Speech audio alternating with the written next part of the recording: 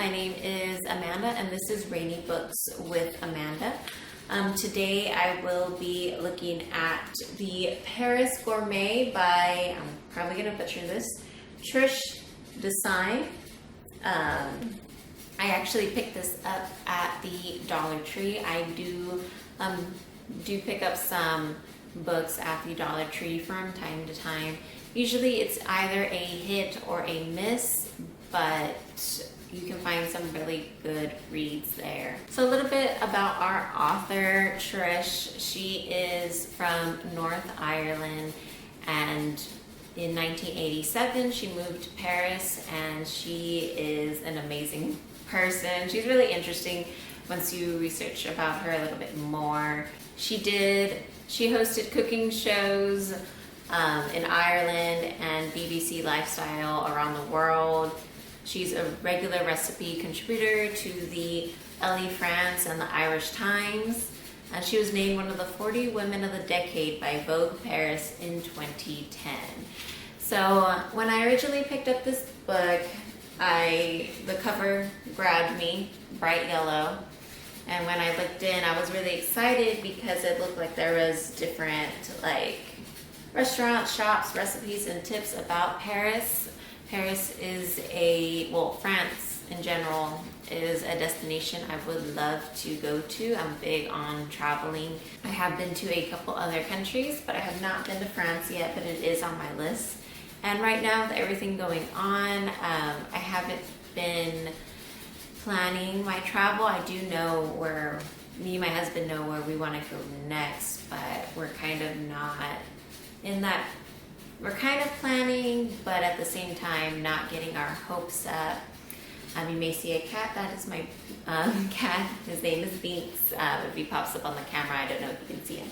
So France is a place we want to go to, and I thought this would be just like a cute guide to help with planning that.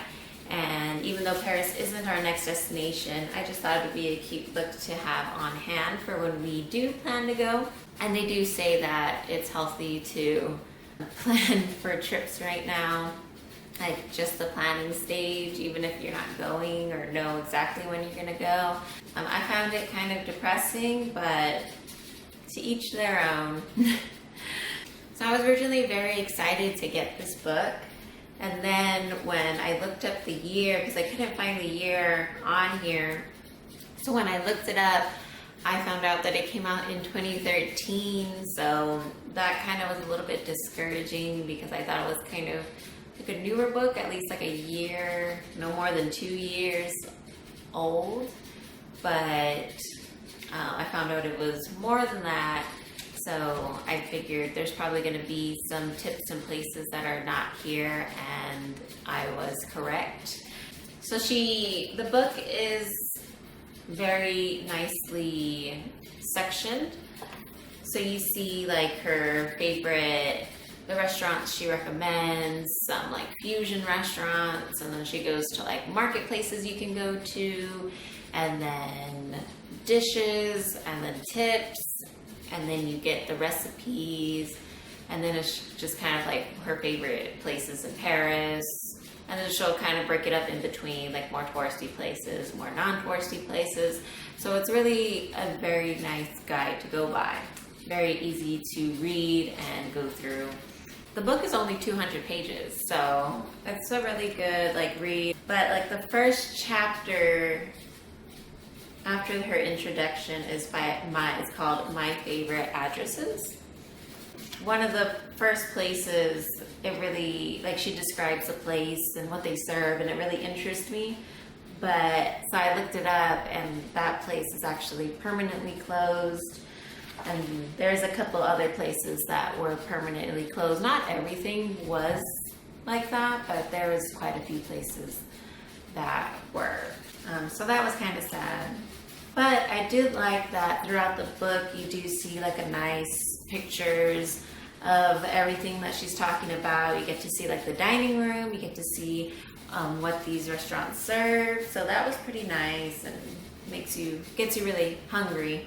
But for the places that were still open that I was interested in, it was really nice to find that those places were open, and will hopefully be open when we do decide to travel over to Paris.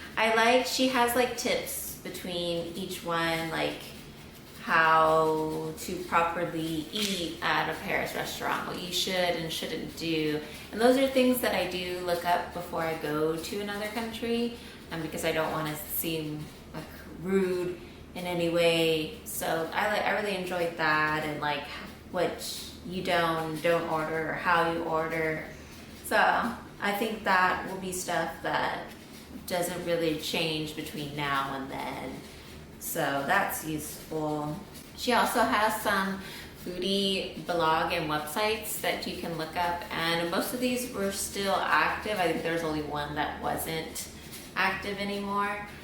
So that was kind of cool. So when I'm getting to, or when anyone's getting to that point in time where they are planning to go, you can always look at the end and read. You can look at the end and see all the updates from these other food bloggers that live in Paris. And then her recipe, she has a short recipe part of her book that has quite a few French cuisines in it. And I thought it was nice, like she gives you like some brunch menu to cook, she gives you a dinner to cook, breakfast to cook, so it's really nice, easy to follow instructions. I know that I'll be using this section as well, so if you do pick this up, you can use this section of the book as well. Overall, I did really enjoy reading it. I think I do give it a 3.5 out of 5 stars overall though, just because it is a little bit outdated, but not everything is outdated. Like the recipes aren't outdated and the tips aren't really that outdated at all. And you get to find out a kind of cool different things that you may have not known until you read it. So I do recommend probably picking up a more recent book, but this is very unique, so I don't know if there's another one like this. It's a little bit of everything about Paris and its food scene. So I don't believe there's another book like this, but if there is, comment down below and let me know. It was just so interesting. When I do pick up recipe books, I want them to like grab my attention, or else I'll just go to Pinterest, honestly. So it was just really cute, really engaging. The author really puts her style into the book and how everything looks. Like all the page designs are her own, and it's just really cute, and it just gets you excited for Paris. But yeah, again, it's only 3.5 because you probably can get a more updated book somewhere else. Or she could probably find her. I'll link the author down below, and she might have some more up-to-date blog posts about things. So thank you for tuning in today. If you like my content, please like and subscribe. And you can also find me on Instagram and Twitter and Pinterest at A Bit of Amanda. And if you have any book suggestions that you would like for me to review, just let me know.